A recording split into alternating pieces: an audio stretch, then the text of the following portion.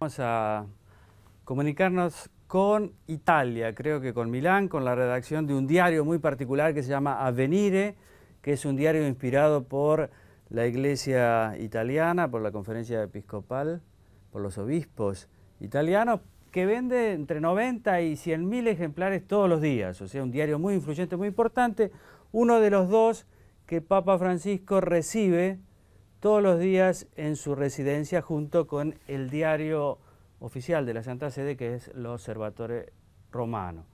Este es el diario Avvenire. Estamos en contacto con la colega Lucia Capuzzi, que es de la redacción de Avvenire, experta en América Latina, ha viajado mucho, ha estado muchas veces en Argentina, ha escrito varios libros sobre distintas problemáticas de la región. Hola Lucia, ¿cómo estás? Hola, buenos días. Buenos días. Muy bien, gracias. Gracias por invitarme. No, gracias por estar ahí. Te queríamos preguntar acá, obviamente el consenso es unánime, ¿quién es el personaje del año? Papa Francisco, ¿no? Padre Jorge Sí, Mario. claro, por supuesto. Para ustedes también. Nos dieron un gran papa. ¿Cómo estás viendo el pontificado del Papa Francisco? Bueno, solo un dato muy simple que pero da la sensación del entusiasmo que hay aquí en Italia para el Papa Francisco. Cada miércoles en la audiencia general de la semana hay 150.000 personas que van a la Plaza de San Pedro solo para ver el Papa, para tener su bendición.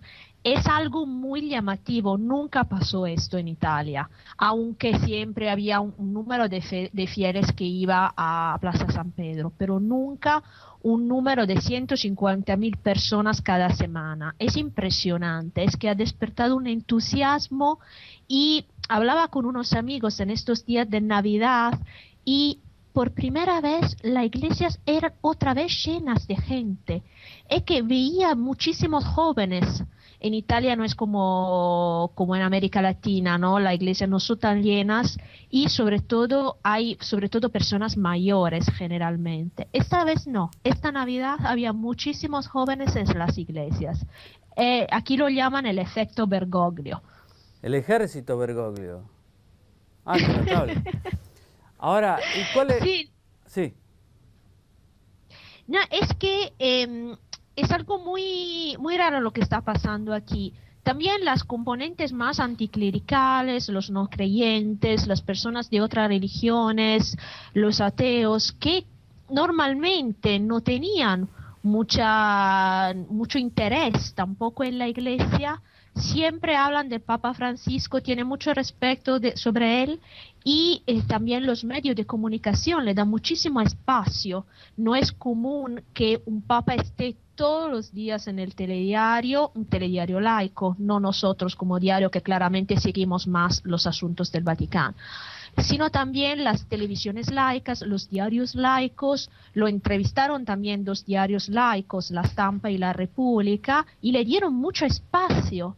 Y tiene esta actitud, ¿no? Es como que despertó un nuevo entusiasmo para la iglesia. Cuando nadie lo creía ya, es que se despertó esta ola de entusiasmo muy fuerte. ¿Cuáles crees que son las principales virtudes del Papa que explican, digamos, esa situación, esa efervescencia por su figura? Claro, sus detractores, que también hay un grupo no grande, pero de ultraconservadores, ¿no? Que también tienen un diario aquí, El Foglio, que critican mucho el Papa y hablan, lo describen como si fuera una Eva Perón del Vaticano, ¿no? Como si fuera populista, dicen que son gestos, dicen que son simplemente actitudes para hacerse simpático con el pueblo. Yo creo en realidad que con Francisco se puede hablar de una teología de los gestos, es decir, no es solo un gesto, él habla sobre todo con los gestos, ¿no? El gesto de ir a Lampedusa, el gesto de hablar con muchas veces con no creyentes, el gesto de autodefinirse un pecador, el gesto de no llevar los zapatos rojos, etc. Pero a pesar del gesto, es que refleja muy bien su concepción teológica, que no es nueva, no es que esté diciendo nada nuevo. Francisco no cambió desde el punto de vista doctrinario nada. Es que efectivamente él es como si vuelve a las raíces del cristianismo. Es que cómo consiguió recuperar la frescura original del Evangelio. Esta es la verdadera revolución. Esta es la capacidad de comunicarse con los demás. Él no dice nada nuevo. Las respuestas que da son muy parecidas a las que se ve en el Evangelio que daba Jesús. Pero al mismo tiempo consigue hablar con todos. ¿Y cómo hace? Es que él es muy creíble. Se ve que es verdadera, es así.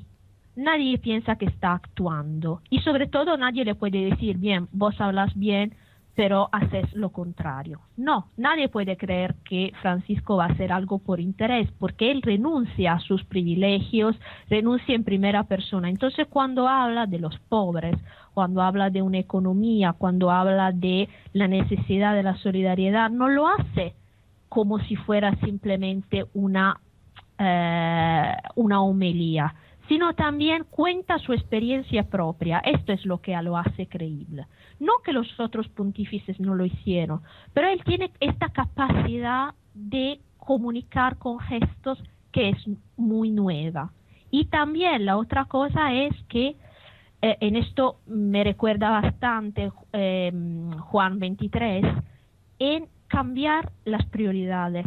Es decir, no cambió nada en la doctrina, sino se centró mucho en las prioridades de la pobreza, de la marginación, todas prioridades que interesan mucho a la gente, y habla también con un lenguaje que no es nunca pesimista, sino muy optimista. Y esto es algo que le hace muy bien a la gente que ya es desgastada por la crisis, que ya es desgastada por la recepción, que ya no tiene ningún mensaje positivo. Él es capaz de llevar a la gente un mensaje positivo. Este es lo extraordinario.